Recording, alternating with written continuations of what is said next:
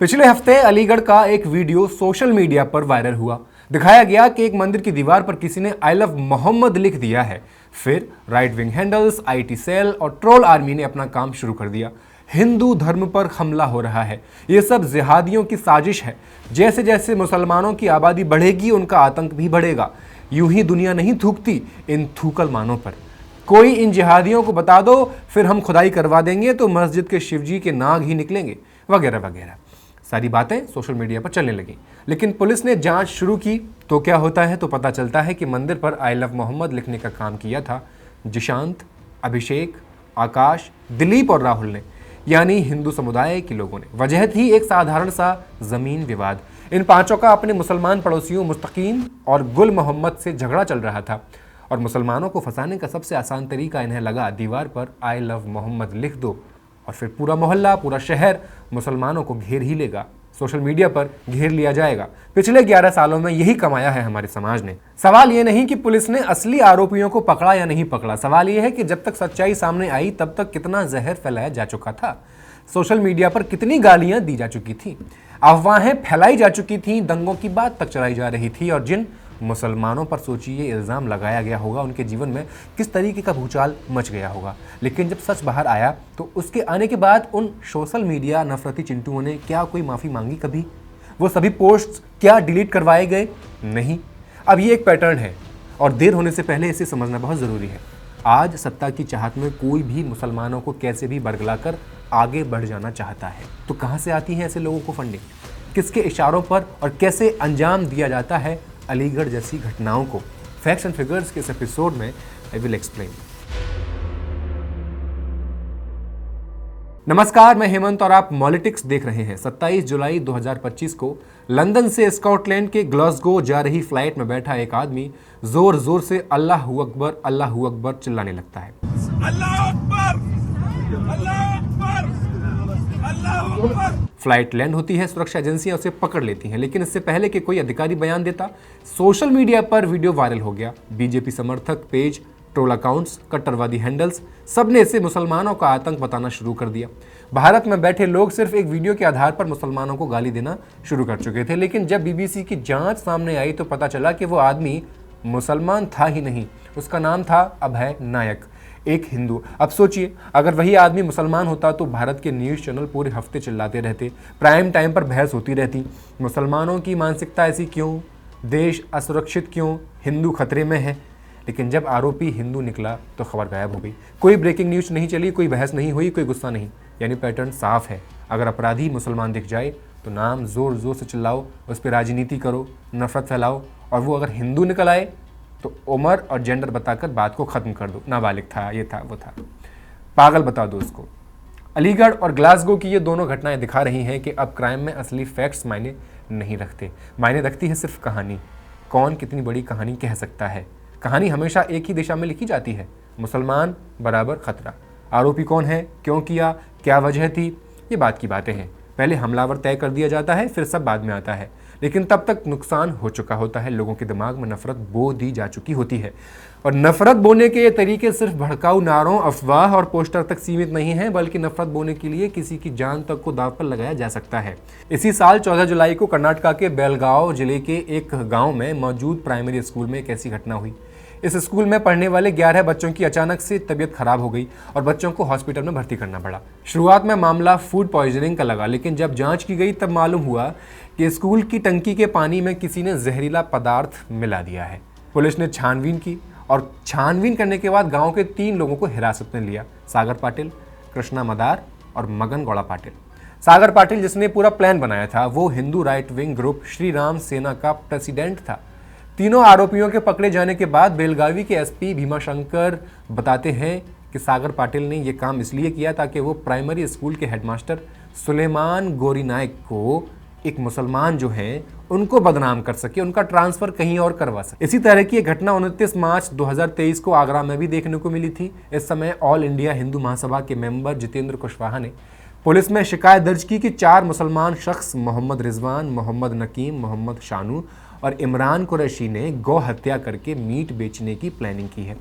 ये सुनते ही पुलिस ने तुरंत एक्शन लिया और इमरान कुरैशी और शानू को अगले दिन 3 बजे सुबह उनके घर से उठा लिया। लेकिन जब मामले की गहराई से जांच की गई तो पता चला कि जिन 4 लोगों पर गौ हत्या का इल्ज़ाम लगाया गया था उनका इस मामले से दूर दूर तलक कोई लेना देना था ही नहीं।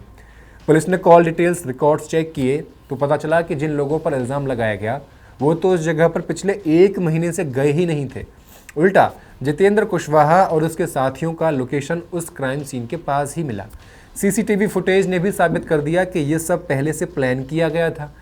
असल में ये सारा drama all India Hindu Mahasabha के नेशनल स्पोक्सपर्सन संजय जाट ने रचा था। उसने अपने फॉलोअर्स और कुछ दोस्तों के साथ मिलकर 29 मार्च की रात को मेड़ता बाग में गाय को मार डाला और कह दिया कि वो 4 मुसलमान शख्स के खिलाफ एफआईआर दर्ज कर दे। पुलिस की जांच में खुलासा हुआ कि संजय की इन 4 लोगों से पर्सनल दुश्मनी थी। साथ उनका मकसद रामनवमी को एक कम्युनल इवेंट में बदलकर पॉलिटिकल फायदा उठाने का भी था। और ये कोई पहली बार नहीं था संजय जाट ने ऐसा कुछ किया हो। पुलिस ने बताया कि संजय और उसके साथी पहले भी एक्सटॉर्शन के खेल में शामिल रहे हैं। एक्सटॉर्शन, ये लोग बीफ ट्रांसपोर्ट करने वाली गाड़ियों को रोकते हैं, ड्राइवरों को धमकाते हैं कि वो पुलिस में शिकायत करेंगे और फिर उनसे पैसे वसूलते हैं। आप जो लगातार सुनते रहते हो कि दिल्ली के किसी स्कूल को बम से उड़ाने की धमकी मिली है, राम मंदिर को बम से उड़ाने की धमकी मिली है, किसी बड़े उद्योगपति को जान से मारने की धमकी मिली है, ये भी इन्हीं हिंदुत्ववादी संगठनों से जुड़े हुए लोगों का कमाल होता है। किसी मुसलमान नाम की फेक आईडी से धमकी देते हैं और मुसलमानों को बदनाम करते हैं। जब तक पुलिस इसकी पड़ताल करती है, इस बात का पता लगाती है कि धमकी के पीछे असली चेहरा किसका था, तब तक उनका काम हो चुका होता है। वो नफरत फैला चुके होते हैं। खुद को भारतीय गौ सेवा परिषद का प्रेसिडेंट बताने वाले देवेंद्र तिवारी का मामला ही देख लीजिए। 2023 में ये रैलियां कर रहे थे कि मुसलमानों की बढ़ती आबादी पर पाबंदी लगे, राम मंदिर के उद्घाटन में मुसलमानों पर प्रतिबंध लगे। इसी बीच इसने नवंबर 2023 में ट्वीट करके दावा किया कि इन्हें आलम अंसारी खान नाम के किसी शख्स ने धमकी भरा ईमेल भेजा है। इनके इस ट्वीट पर कोई खास प्रतिक्रिया आई नहीं। इसके 1 महीने बाद दिसंबर 2023 में देवेंद्र तिवारी ने फिर से एक ट्वीट किया जिसमें कुछ स्क्रीनशॉट्स थे जिनमें इनको मारने के साथ साथ योगी आदित्यनाथ को भी मारने की धमकी दी गई थी। अब इन्होंने अपने ट्वीट में लिखा था कि ये मेल इन्हें किसी जुबैर खान नाम के शख्स ने भेजा है। अब इस बार ईमेल में योगी आदित्यनाथ का नाम भी था, तो उत्तर प्रदेश की स्पेशल टास्क फोर्स जांच शुरू कर देती है। जांच करने के बाद एसटीएफ को मालूम चलता है कि देवेंद्र तिवारी को ये दोनों धमकी भरे ईमेल किसी जुबैर खान या आलम अंसारी खान ने नहीं बल्कि उत्तर प्रदेश गोंडा के रहने वाले ताहर सिंह और ओम प्रकाश मिश्रा ने किए हैं।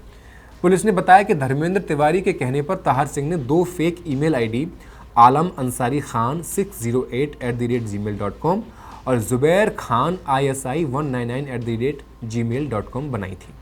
ताहर सिंह देवेंद्र तिवारी का लंबे समय से पर्सनल सेक्रेटरी रहा है, यानी जिस धमकी को देवेंद्र ने मुसलमान नाम से जनता के सामने रखा उसकी बुनियाद खुद उसी के और उसके आसपास के लोगों के हाथों रची गई थी। इसी पैटर्न का एक और क्लियर कट उदाहरण है प्रयागराज का कुंभ धमकी मामला। 1 जनवरी 2025 को जो खबर आई कि कुंभ मेले में बम से 1000 लोगों को मारने की धमकी दी गई है और वो धमकी नासिर खट्टर मियाँ जैसे मुसलमान सा नाम दिखने वाला एक इंस्टाग्राम का अकाउंट चला रहा था उसने दी है। तो जब पुलिस ने IP एड्रेस ट्रैक किया, मामला पूर्णिया का निकला।